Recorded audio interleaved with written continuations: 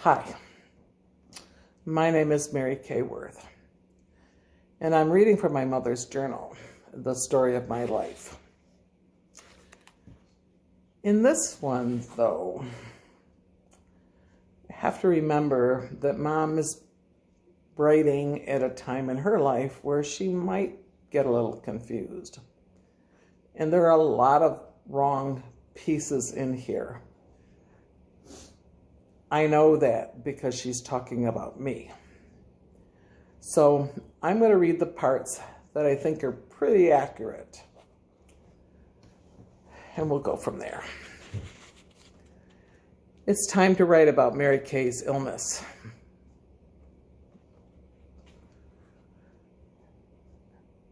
On September 1st, she had her first known brain bleeds.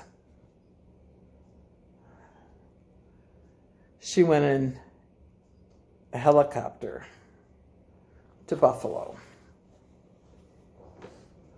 After she was admitted to the Buffalo hospital, they took x-rays, and the doctor said this wasn't something that they would operate on.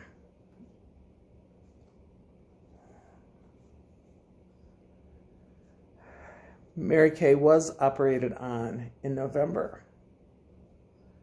Me and Jim and Nancy came to see her. Terry Chapman came too.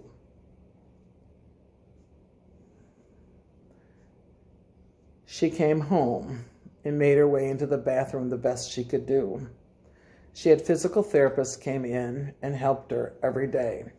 Time passed. Mary Kay did get a place on her own.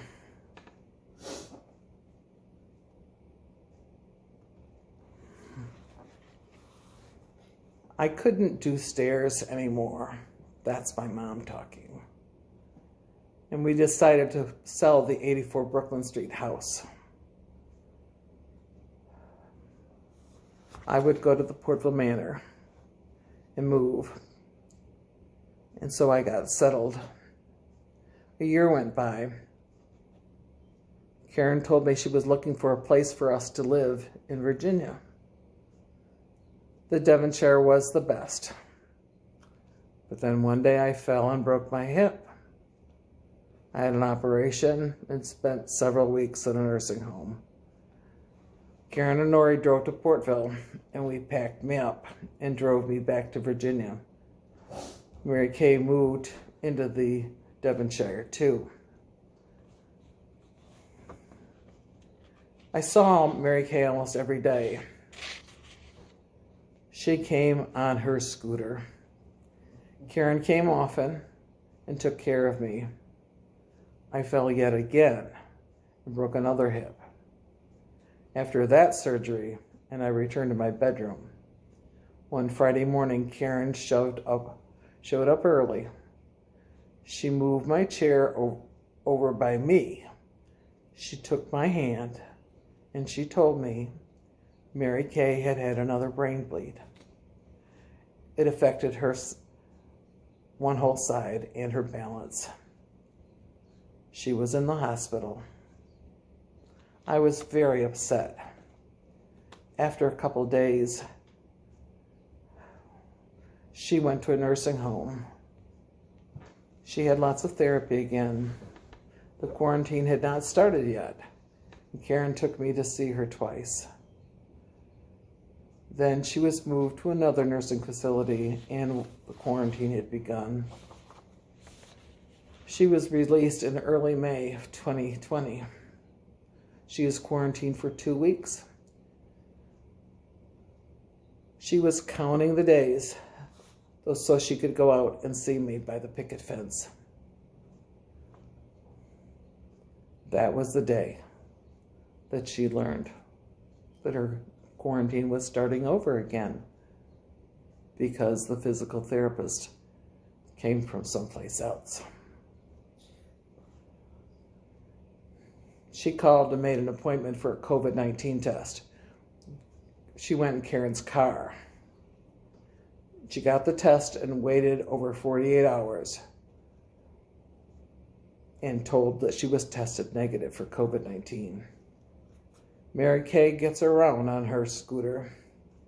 She goes out in the courtyard on her side and comes to the fence separately in our living spaces.